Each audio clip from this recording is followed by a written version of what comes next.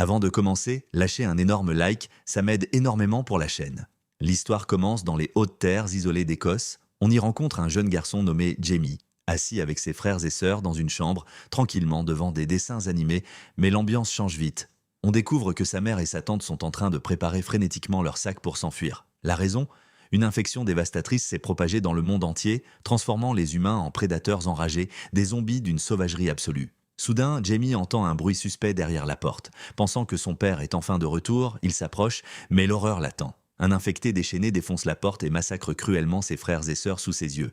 Jamie, terrifié, parvient à se cacher derrière la porte avant de s'enfuir à toute vitesse vers... Jamie se précipite vers sa mère, mais l'horreur est partout. Elle est déjà aux prises avec un infecté. Dans un ultime geste d'amour pur, elle referme la porte sur elle, se sacrifiant héroïquement pour offrir à son fils une chance de s'échapper. Jamie se retrouve seul, courant dans les rues, où des hordes de zombies se lancent à sa poursuite. Il parvient à atteindre l'église où se trouve son père. Essoufflé et terrifié, il lui raconte le carnage et le supplie de fuir avec lui. Mais le choc est total. Son père, résigné et persuadé que c'est la fin du monde, refuse de bouger. Dans un dernier adieu, il retire sa chaîne, la remet à Jamie et cache son fils juste avant que les monstres ne fassent sauter les portes. Jamie assiste, impuissant, à l'attaque brutale de son père qui se transforme à son tour en créature enragée. Jamie s'enfuit à perdre haleine, laissant derrière lui tout ce qu'il aimait. On apprend alors que si le virus a totalement dévasté le Royaume-Uni, le reste du monde a réussi, pour l'instant, à contenir l'épidémie derrière d'immenses zones de quarantaine. Mais pour combien de temps ? L'Europe a fini par isoler totalement la Grande-Bretagne sous une quarantaine stricte pour contenir le virus. Les survivants n'avaient plus qu'un seul choix, se battre pour leur peau. Les années défilent. Une année, puis 10, puis 20. Nous voilà 28 ans plus tard. On découvre une communauté de survivants qui a réussi l'impossible, créer un village isolé sur une île au milieu de l'océan, loin de l'enfer viral. C'est ici que vit Jamie, un homme qui a fondé une petite famille avec sa femme Ai et leur fils de 12 ans, Spike. Alors là, mon ami, tu te dis sûrement... Ah, c'est le petit Jamie qui s'est échappé avec la chaîne de son père. Eh bien, je te dis, sois patient et attends la fin car les apparences sont trompeuses. L'histoire reprend alors que Jamie réveille Spike. Aujourd'hui est un jour spécial. Il emmène son fils dans la forêt pour une séance d'entraînement intensive. Il est temps pour Spike d'apprendre à... Le but de cette journée est clair. Spike doit apprendre l'art de la chasse aux zombies et surtout, comment se protéger de ces monstres. Le jeune garçon se lève, enfile ses vêtements et saisit son couteau. Dans ce village, rien n'est laissé au hasard. Il fabrique même des flèches spéciales, conçues uniquement pour transpercer le crâne des infectés. Spike descend rejoindre Jamie qui est déjà au fourneau pour lui préparer son petit déjeuner. Mais alors qu'il mange tranquillement, un cri déchire le silence. C'est Ayla. Elle hurle et commence à tout briser autour d'elle dans une crise de folie soudaine. Jamie se précipite à l'étage pour la calmer, laissant Spike seul. Inquiet, Spike cache un morceau de viande dans un mouchoir et suit discrètement son père. C'est là que l'on découvre la triste réalité. Ayla souffre d'une maladie étrange. Elle perd la tête, oublie qui elle est et divague totalement. Heureusement, ces crises ne sont que temporaires. Elle finit toujours par reprendre ses esprits. Mais chaque épisode laisse une trace indélébile sur la famille. Et dès que Spike entre pour calmer Ayla, celle-ci reprend ses esprits et s'étonne de le voir là au lieu d'être à l'école. C'est à ce moment que Jamie lui annonce sa décision. Il emmène leur fils sur le continent dans la zone rouge pour qu'il apprenne enfin à chasser les infectés. Pour Jamie, à 12 ans, il est temps que Spike regarde la réalité en face. Terrifiée à l'idée de perdre son fils, Ayla entre dans une rage folle. Elle hurle sur Jamie, refusant de laisser Spike s'approcher du danger jusqu'à ce qu'elle s'effondre d'épuisement subi par le passé. Avant de donner le signal, Jenny interroge le gardien de la porte. « Est-ce qu'on est surveillé par des infectés ?» Une fois la zone confirmée sûre, les lourdes portes s'ouvrent enfin. Jamie prévient son fils. Une fois dehors, on ne pourra plus revenir avant que la mer ne se calme.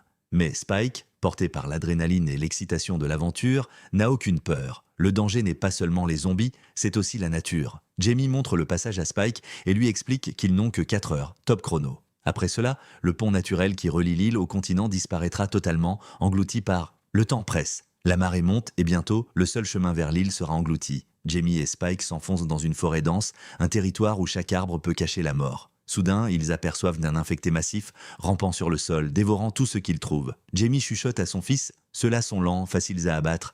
Mais attention, ils chassent souvent en meute. Il y en a sûrement d'autres derrière ces arbres. C'est le moment de vérité pour Spike. Sous les ordres de son père, il doit viser la nuque pour une mort instantanée. Le jeune garçon bande son arc, retient son souffle et décoche sa flèche. Cible atteinte, le zombie s'effondre. Mais l'excitation est de courte durée. Soudain, 2 autres infectés surgissent de des fourrés, accompagnés d'un enfant zombie. L'adrénaline monte. Jamie, avec une précision chirurgicale, élimine les 2 adultes.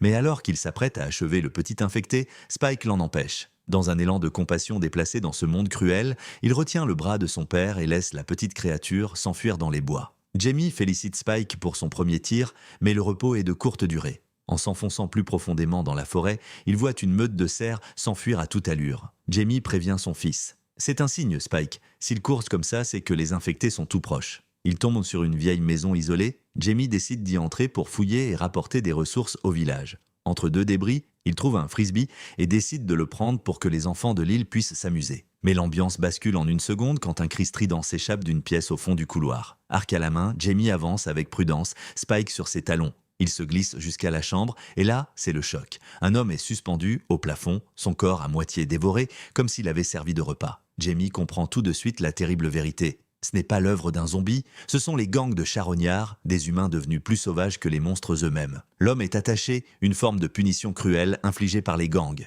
Jamie ordonne à Spike d'en finir avant que la créature ne se réveille et ne les dévore. Mais le destin est capricieux. Avant même que Spike ne puisse décocher sa flèche, le zombie ouvre les yeux et commence à hurler, luttant frénétiquement pour briser ses liens. Spike est pétrifié. La terreur l'empêche de bouger alors que le monstre parvient à se libérer et se jette sur eux. Dans un moment de panique totale, Spike tremble, ajuste son tir et finit par loger sa flèche en plein cerveau. Le danger est écarté, mais le pire reste à venir. En continuant leur route, ils tombent sur une scène de cauchemar, une carcasse de cerf dévorée, avec sa tête suspendue macabrement à une branche. Le visage de Jamie se décompose, il murmure à Spike « C'est l'œuvre des alphas, ce n'est pas un zombie ordinaire ». Les alphas sont une race évoluée dotée d'une intelligence tactique et d'une cruauté sans nom. Ce sont eux les vrais prédateurs de ce nouveau monde. Les alphas ne sont pas des monstres ordinaires, ils sont plus féroces, plus rapides et surtout, ils ne chassent jamais seuls. Jamie, sentant le danger mortel, attrape Spike et ordonne de fuir immédiatement. Mais il est trop tard. Au loin, une meute d'alphas les observe déjà. C'est alors qu'apparaît leur chef Samson.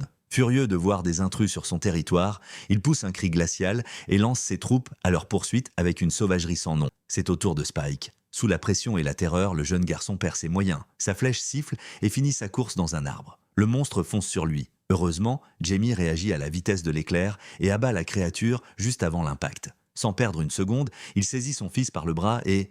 Face à la horde qui déferle, Jamie et Spike n'ont d'autre choix que de se retrancher dans la maison abandonnée. Spike se précipite à l'étage tandis que Jamie couvre leurs arrières, éliminant chaque infecté qui tente de franchir le seuil. Ils finissent par trouver une trappe secrète menant au conduit de la cheminée. Ils s'y glissent in extremis, retenant leur respiration alors que les alphas envahissent la pièce.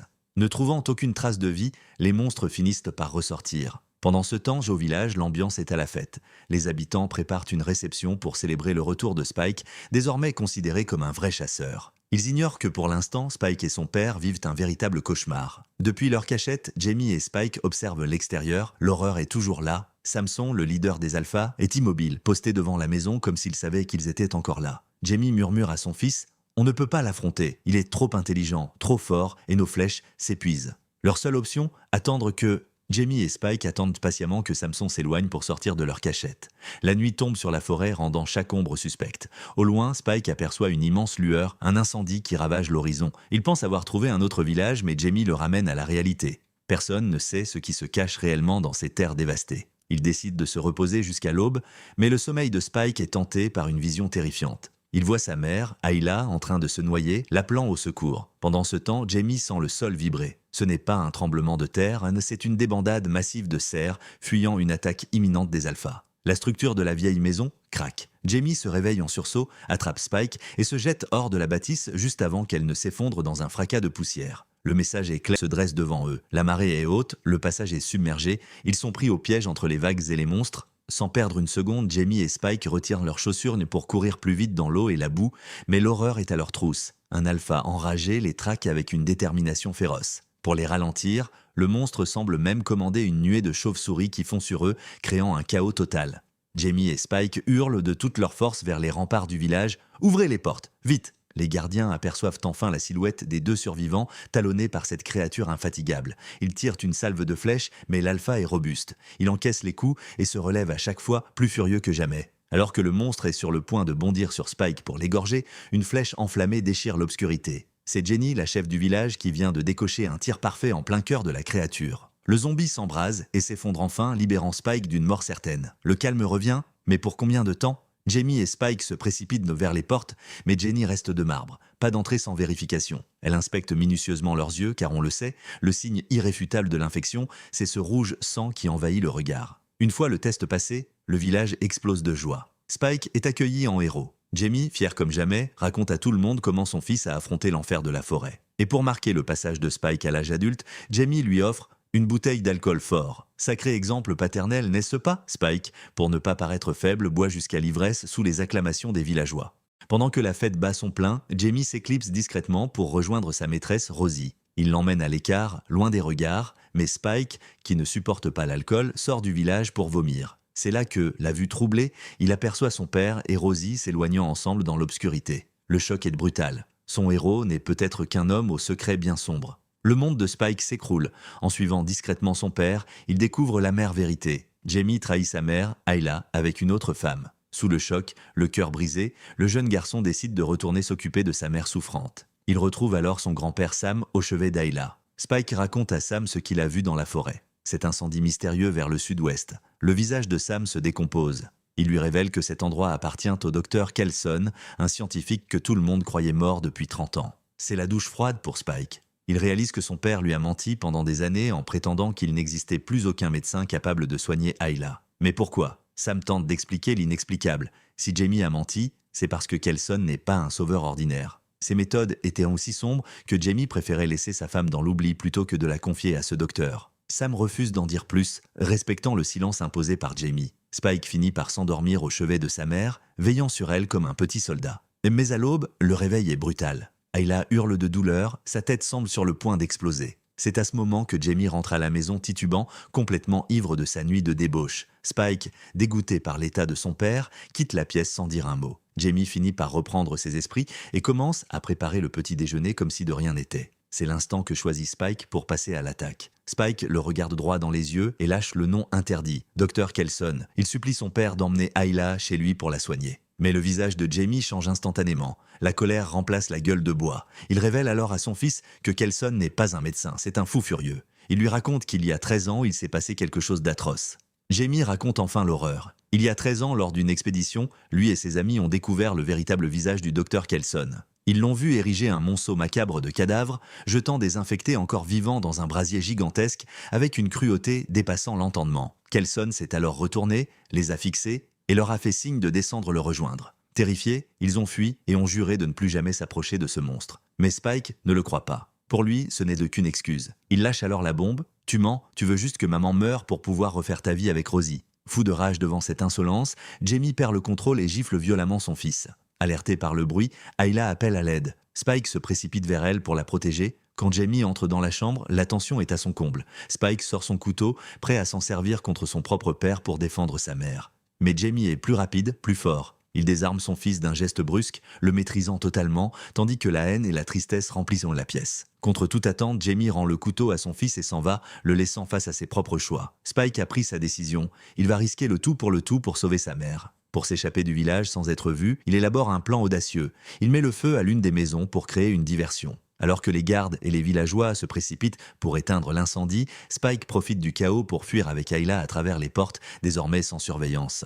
Au début, Ayla ne comprend pas ce qui se passe. Mais dès qu'elle réalise qu'ils ont quitté la sécurité du village pour s'enfoncer dans les terres dévastées, la panique la gagne. Elle supplie son fils de faire demi-tour. Spike, avec un calme surprenant, la rassure. « On va voir un docteur, maman, il va te guérir. » Le voyage, apaisé par les paroles de son fils, Ayla se laisse guider. Ils marchent pendant des heures, traversant des paysages de désolation, luttant contre la fatigue et la peur, jusqu'à ce qu'ils tombent enfin sur un endroit. Ils trouvent enfin un endroit qui semble sûr pour passer la nuit. Spike, essayant de garder le moral, plaisante avec sa mère pour la rassurer avant qu'elle ne s'endorme. Il se jure de rester éveillé pour la protéger, mais l'épuisement est trop fort. Il finit par sombrer dans le sommeil.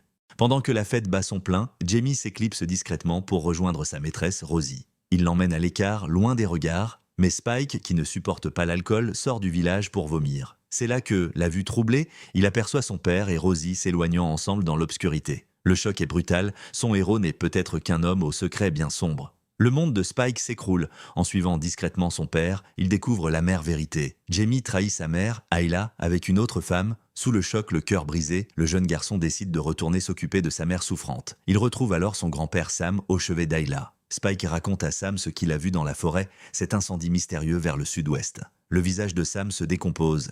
Il lui révèle que cet endroit appartient au docteur Kelson, un scientifique que tout le monde croyait mort depuis 30 ans. C'est la douche froide pour Spike. Il réalise que son père lui a menti pendant des années en prétendant qu'il n'existait plus aucun médecin capable de soigner Ayla. Mais pourquoi? Sam tente d'expliquer l'inexplicable. Si Jamie a menti, c'est parce que Kelson n'est pas un sauveur ordinaire. Ses méthodes étaient aussi sombres que Jamie préférait laisser sa femme dans l'oubli plutôt que de la confier à ce docteur. Sam refuse d'en dire plus, respectant le silence imposé par Jamie. Spike finit par s'endormir au chevet de sa mère, veillant sur elle comme un petit soldat.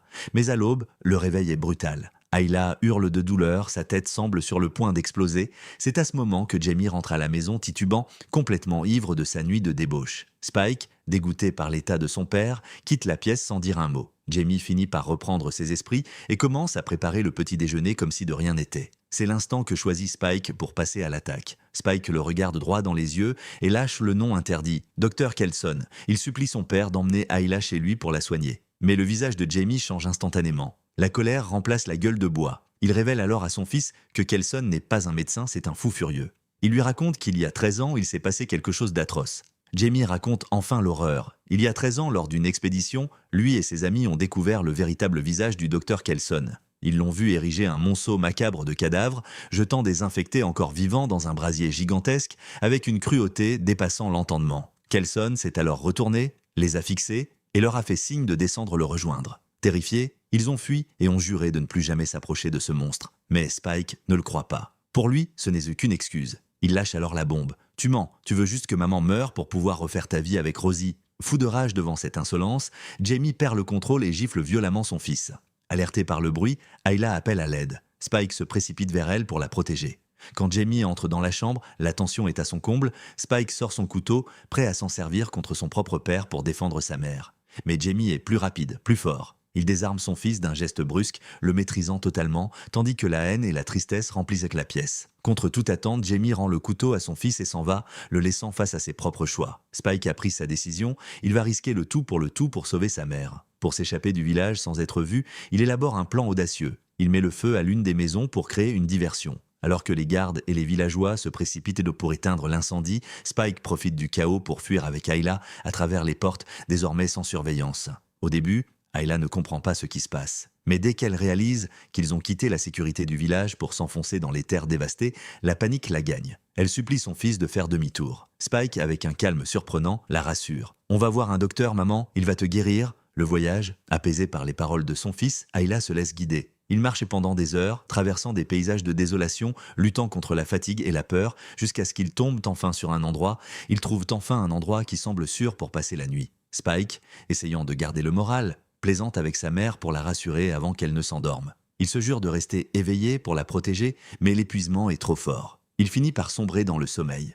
Soudain, l'horreur s'approche. Un zombie massif rampe vers Spike et commence, de manière grotesque, à mâcher les lacets de sa chaussure. Le monstre s'apprête à mordre, quand soudain, une silhouette intervient dans l'ombre et lui enroule un tissu autour de la tête avec une précision chirurgicale. Au lever du jour, Spike se réveille en sursaut. Il voit sa mère assise calmement à côté de lui, et juste là, le cadavre du zombie. Paniqués, ils commencent à rassembler leurs affaires pour fuir, pensant qu'ils ont été sauvés par un miracle. Mais la réalité est bien plus incroyable, c'est Ayla qui, dans un éclair de lucidité et de courage, a maîtrisé le monstre, l'a ligoté au mur et l'a achevé pour protéger son fils.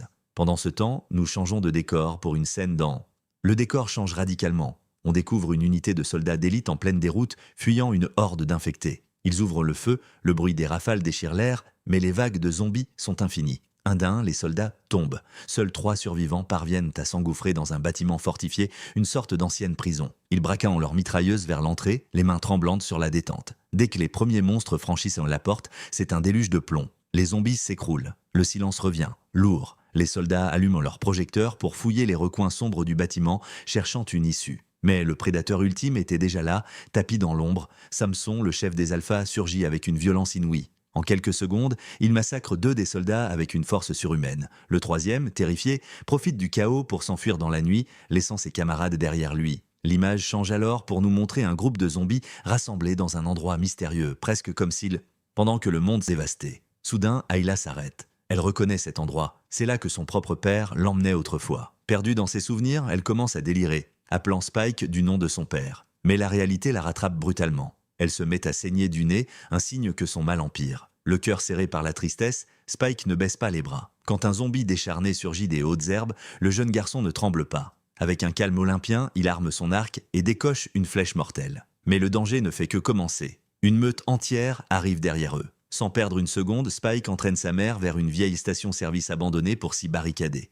Mais à peine ont-ils franchi le seuil qu'une odeur d'essence écrasante les frappe. Une odeur si forte qu'elle semble cacher quelque chose de bien plus sinistre. L'odeur d'essence est insupportable. Ayla, étouffée et en pleine crise, veut sortir à tout prix, mais Spike la retient avec force. Dehors, c'est la mort assurée. Quelques secondes plus tard, les infectés forcent l'entrée. C'est alors qu'un miracle se produit. Sur le toit de la station, le soldat survivant, celui qui a échappé à Samson, observe la scène. Sans hésiter, il tire une balle précise dans les vapeurs d'essence. L'explosion est apocalyptique. Le bâtiment vole en éclats, transformant les zombies en torches humaines. Dans le chaos, Spike et Ayla parviennent à s'extraire des décombres. Le soldat descend et se présente. Il s'appelle Eric. Son premier instinct est de fuir seul avant que le reste de la meute n'arrive. Mais en voyant la détermination de Spike, qui refuse catégoriquement d'abandonner sa mère, Eric sent sa conscience se réveiller. Il décide de les aider et charge Ayla sur son dos pour accélérer la cadence. Tout au long du chemin, Eric ne peut s'empêcher de s'en vouloir. Il commence à blâmer. Tout en marchant, Eric maudit sa chance. Il regrette amèrement de ne pas avoir écouté son ami.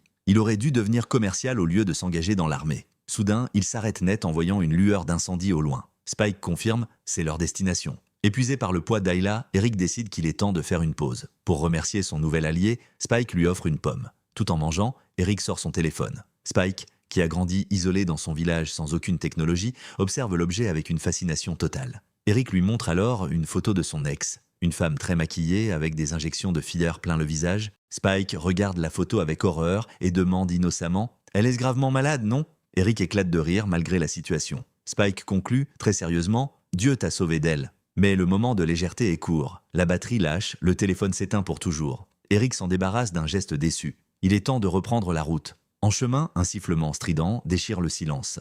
Eric et Spike dégainent leurs armes, prêts au combat. Mais Ayla, comme guidée par un instinct surnaturel, se précipite vers l'origine du son. Un vieux train abandonné. À l'intérieur, une scène de cauchemar les attend. La femme zombie enceinte hurlant de douleur, incapable de mettre bas. Sans aucune peur, Ayla s'approche de la créature. Elle lui prend la main pour l'apaiser, une connexion humaine impossible entre une mourante et une monstre. Quand la tête du nouveau-né apparaît, Ayla l'extrait avec douceur, l'enveloppe dans son châle et ordonne à Spike de couper le cordon ombilical. Le silence retombe alors qu'elle nettoie le bébé avec de l'eau, révélant une petite vie fragile au milieu du chaos. Mais le répit est de courte durée. À peine libérée de sa délivrance, l'instinct de prédateur de la mère zombie reprend le dessus. Ses yeux virent au rouge sang, elle pousse un cri démoniaque et se jette sur Ayla et Spike. Tout bascule en une fraction de seconde. Eric n'hésite pas. Il abat la mère zombie et braque immédiatement son arme sur Ayla. Pour lui, ce nouveau-né est une abomination qu'il faut détruire. Mais Ayla, protégeant le bébé contre son cœur, refuse de céder. Eric, convaincu qu'elle a perdu la raison, recule pour s'enfuir et les abandonner à leur sort. Soudain, le toit du wagon explose dans un fracas de métal. Une main colossale saisit Eric et l'arrache vers le haut. Quelques secondes plus tard, le silence revient.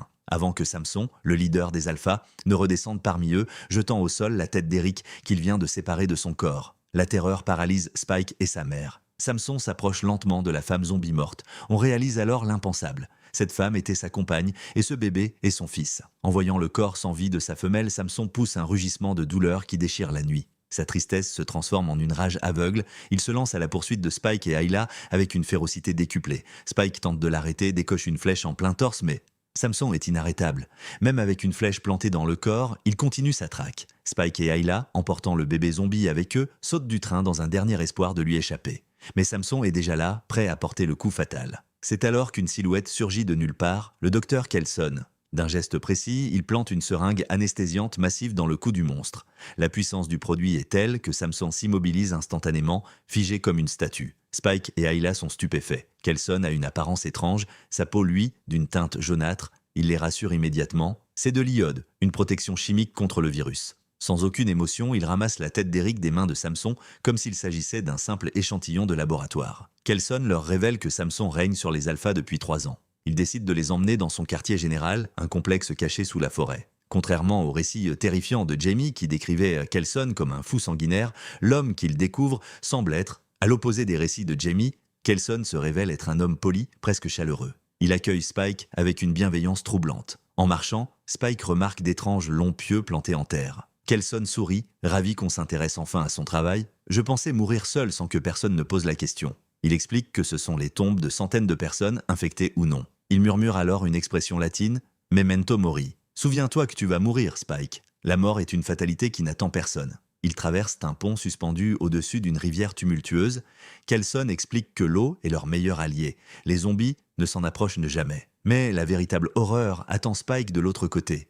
Une tour monumentale érigée entièrement avec les crânes de ses victimes. Sans un sourcil frémir, Kelson dépose la tête d'Eric dans une machine de son invention. Il l'enclenche et explique qu'il doit la laisser reposer à l'intérieur pendant un certain temps Pendant qu'Ayla s'occupe du nourrisson, lui donnant un peu d'eau de la rivière pour l'apaiser, Kelson termine son sinistre travail. Il sort le crâne d'Eric parfaitement nettoyé et le tend à Spike comme un trophée macabre. Choisis-lui une place dans la tour. Spike s'exécute, le cœur lourd. Kelson s'approche ensuite de la petite et s'étonne de sa santé. Bien que née d'une infectée, l'enfant semble pur. Elle a besoin de lait, pas d'eau, sans nutriments, elle ne survivra pas longtemps, prévient-il. Vient enfin le moment de vérité. Spike explique au docteur qu'il a traversé l'enfer car Ayla est mourante et qu'il est le dernier espoir sur Terre. Il le supplie de la guérir. Kelson, avec une neutralité déconcertante, accepte enfin d'examiner la patiente. Mais après quelques tests rapides et un regard dans les yeux d'Ayla, le visage du docteur s'assombrit. Le silence s'installe dans le laboratoire. Kelson se tourne vers Spike et lâche un verdict qui brise les derniers espoirs du jeune garçon. L'infection a déjà atteint un stade irréversible. Le verdict tombe comme un coup près. Après avoir examiné Ayla, Kelson ne parle pas de virus, mais d'un mal bien plus ancien et implacable, le cancer. Il n'y a aucun remède, aucune potion miracle. Spike refuse d'y croire. Il hurle, supplie le docteur de lui donner une mission, une quête, n'importe quoi pour la sauver. Mais Kelson reste de marbre et lui rappelle froidement sa sentence. Memento mori, Spike, accepte ce que tu ne peux changer. Fou de douleur, Spike se jette dans les bras de sa mère. Ayla, malgré la souffrance qui lui déchire le corps, trouve la force de le bercer. Elle sait que la fin est proche et que son fils a besoin de paix. D'un simple regard complice, elle fait signe à Kelson. Elle lui demande de droguer Spike pour lui offrir un dernier adieu sans cri ni larmes. Alors que le produit commence à faire effet et que Spike s'enfonce dans une somnolence forcée, Ayla lui murmure ses derniers mots d'amour. Elle lui dit à quel point elle est fière de lui, du chemin qu'il a parcouru et de tout ce qu'il a bravé pour elle. « Je ne t'oublierai jamais, mon fils. Tu es mon héros. » Spike sombre dans l'inconscience, bercé par la voix de celle qu'il a tant voulu sauver. Le sacrifice est accompli. Kelson revient vers Spike avec l'ultime relique, le crâne d'Ayla. Pour Spike, il n'y a qu'une place digne d'elle, le sommet de la tour. Au lever du jour, sous une lumière dorée et mélancolique, le jeune garçon escalade l'édifice macabre et dépose le crâne de sa mère tout en haut. Elle est désormais la reine de ce sanctuaire de silence. Mais la paix est brisée par un rugissement familier. Au loin, Samson charge avec une rage aveugle. Kelson saisit Spike et l'entraîne dans un bunker souterrain verrouillant les lourdes portes d'acier. Pendant un instant, le silence revient. On croit le danger écarté. Soudain, le sol tremble. Samson ne cherche pas la porte, il déchire la terre de ses mains monstrueuses. Dans un fracas de béton et de poussière, il agrippe Kelson et l'extirpe violemment vers la surface. Spike, n'ayant que son courage pour arme, plonge sa main dans son sac et sort une seringue anesthésiante, prêt à tout pour sauver le docteur. Dans un ultime geste de bravoure, Spike plante la seringue anesthésiante directement dans la main massive de Samson. Le colosse vacille et s'effondre lourdement, sombrant dans un sommeil artificiel. Spike sait que ce n'est qu'une question de temps avant que le monstre ne se réveille, mais il a une dernière mission à accomplir. Spike traverse la forêt une dernière fois, portant le nourrisson contre lui. Arrivé devant les portes du village, il dépose doucement l'enfant, enveloppé dans un drap protecteur. À côté, il laisse une lettre adressée à son père, Jamie. Dans ce message, la vérité éclate. « Maman est morte. Kelson n'était pas le fou que tu prétendais. Il était le seul à nous aider. » Spike demande alors à son père de faire ce qu'il n'a pas su faire. Protéger cette nouvelle vie et l'élever avec honneur. Spike se relève, regarde une dernière fois les murs du village, puis tourne le dos à la civilisation. Il s'enfonce seul dans la forêt profonde, là où le danger rôde, prêt à affronter son destin de guerrier solitaire. Le petit Spike est mort, un chasseur de légende est né. Quand Jamie découvre la lettre et réalise que son fils ne reviendra jamais, il perd la tête. Il court vers la rive, hurle le nom de Spike vers l'horizon, mais la nature a déjà choisi son camp. La marée haute est infranchissable, dressant un mur d'eau entre le père et le fils. Spike appartient désormais à la forêt. Le décor a changé. On retrouve un Spike transformé, solitaire, faisant griller un poisson près d'un feu de camp. Le silence est brisé par un infecté qui fonce sur lui. D'un geste fluide, Spike arme son arc et l'abat net. Mais la menace est plus grande. Une meute entière surgit des buissons. Acculé contre une falaise, Spike ne panique pas. Il enchaîne les tirs avec une précision chirurgicale, logeant ses flèches directement dans les crânes des monstres. C'est alors qu'une voix s'élève de l'ombre. Impressionnant, une telle précision pour un gamin. Un homme mystérieux, lourdement armé, sort des fourrés. Il n'est pas seul, ses hommes l'entourent. C'est le chef d'un groupe de survivants d'élite. En voyant le talent de Spike, il lui fait une proposition qui pourrait tout changer. Tu as du talent, petit. On a besoin de tireurs comme toi. Viens avec nous ou reste ici et crève seul. Spike accepte l'offre sans hésiter. D'un simple signe de tête, le mystérieux leader ordonne à ses hommes d'intervenir. Spike reste bouche bée. En quelques secondes, il nettoie la zone avec une coordination militaire parfaite. Ce ne sont pas de simples survivants, c'est une machine de guerre. Alors que le calme revient, l'homme s'approche de Spike. Autour de son cou, une chaîne brille sous la lumière des arbres. C'est la chaîne de son père, celle qu'il a récupérée dans l'église au tout début de l'enfer. Cet homme n'est autre que Jim, l'enfant qui a tout perdu. Il a grandi, il a appris, et il a formé cette armée avec un seul but, éradiquer chaque zombie de la surface de la Terre pour venger sa famille. L'alliance est scellée. Spike et Jim, unis par la perte et la vengeance, s'enfoncent ensemble dans les ténèbres pour réécrire l'histoire. Le premier chapitre de cette épopée s'arrête ici, mais la guerre ne fait que commencer.